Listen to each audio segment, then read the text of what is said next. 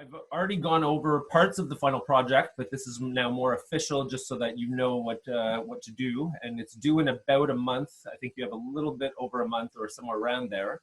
So now is a great time to start thinking about this. I know some of you have actually already started to work in the gardens and actually have done some of the majority of your project. And that's great, wonderful. So you'll have less work going on. As you'll notice, actually, the weather is really nice out, and it's going to be nice out for a little while, but it's probably not going to last very much longer. And this is quite unprecedented for November that we're actually having this good weather here, and that's wonderful.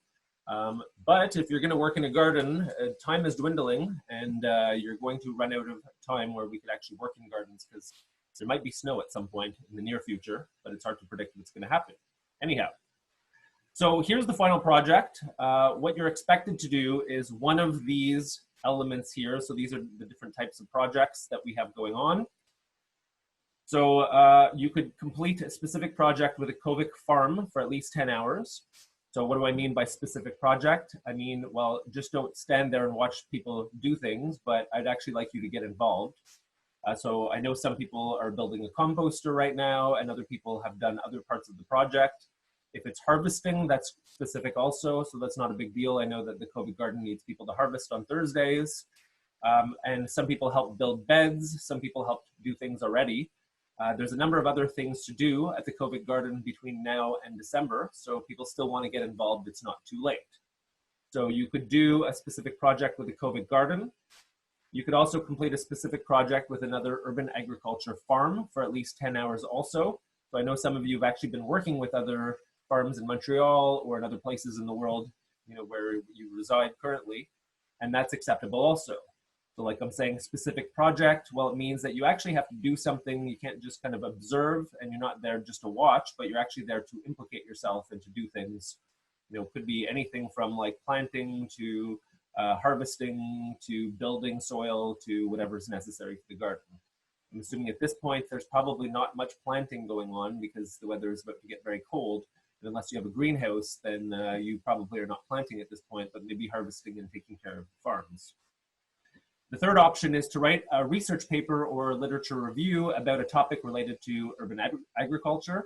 And as you see on the next page, I have some topics ready for you, and you could choose between some of these, or if you have other ideas, then you could bring them forward too.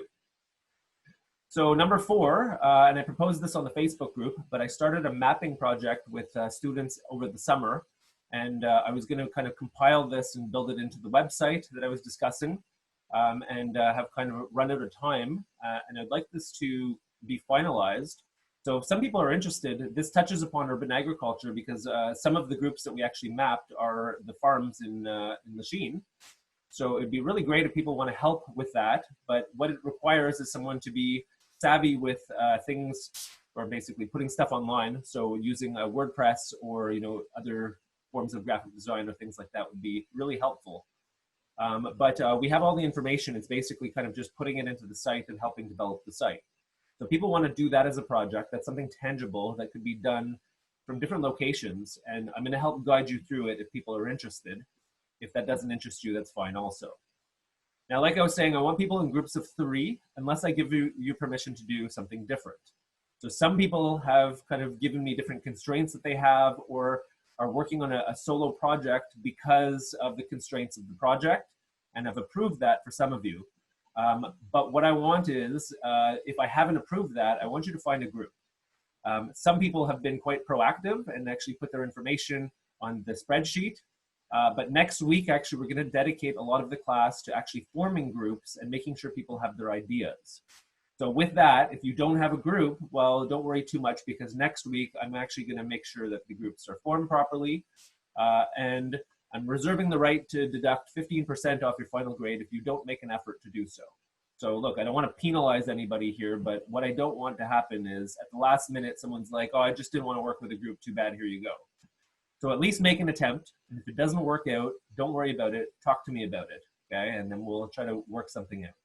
I'm not trying to be difficult here, but with 100 students, and if you're actually going to make a substantial paper, I need it to be co-divided. And like I was telling you, you don't have to be all graded as a group. You could actually be graded in your individual contribution, but I need you to kind of contribute to something bigger than just a small report.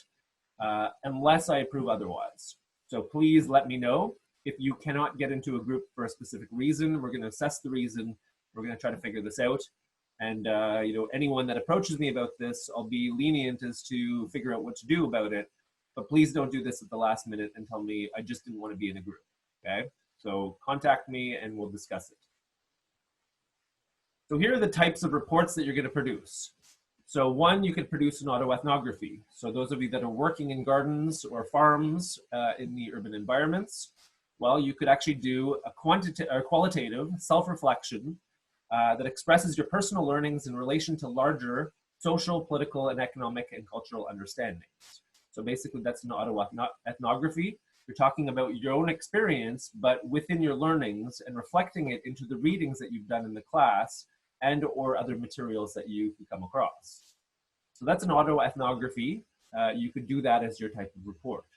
You could also contribute to the Lachine Food Group's webpage, and actually I have it up here. As you can see, it's not fully developed right now, but I would like to add things like recipe ideas for plants that are grown at the Kovic farm, ways to take care of plants. So volunteers actually come and volunteer with us, that they actually have resources about what to do in the farm. And other ideas also, I'm open to them. So over the next month, I'm going to be developing this website, and if anyone wants to contribute something, then they could. So instead of doing an autoethnography, let's just say you built a research project, let's just say you built a part of, like, let's just say the composters at the Kovic farm, and you want to talk about how you built the composter, and what the kind of different ways of composting, and kind of make it more like a resource guide, then you don't have to do an autoethnography, but you can actually provide like a resource guide about what you've done. So that's another option for a type of report. I'm going to make this available also on the webpage. So I know it's probably hard to read these small words right now, and I'll actually put the PowerPoint up. I think it already is up on the webpage right now, so you'll be able to get that. Number 3, so you could help finalize the mapping project and or help develop the Lachine Food Group's website. So if you'd like to, you could actually help contribute to building this site, and that requires a little bit of knowledge of WordPress and or other skills that you could bring in. Look, this is for people that are really interested in this. If you're not interested in that, that's no problem. You could actually do some of the other options. Also, you could do a literature review on urban agriculture culture project. So I provided some ideas here, but these are just starting points. I'm open to other ideas also. So we can look at anything from like soil building, regenerative agriculture, food foraging, edible urban landscapes, urban beekeeping, permaculture, community food sovereignty, indoor growing, hydroponic and aquaponic growing, balcony gardening, organic pest management, rooftop farming. And these are just some ideas. I put them out there because I know some of you maybe don't have experience in this and you might be lost for topics. But I'm open to other ideas. So if you have a way, or if you have something that you actually want to do that's outside of this, then that's fine also. So we're going to be discussing this in more detail next week. And I would like everybody to have their ideas solidified and their groups established, or that you've contacted me and worked out other arrangements. So as you notice here, I provided also a grading rubric. So the one thing to pay attention to here is kind of similar to the blog posts. If you're not doing kind of 10 hours in a garden, then it means that you're doing a more in-depth research report and you're providing more sources. Besides that, it's quite similar to the blog. It's basically just catered to the research report instead of a blog, but the points are quite similar.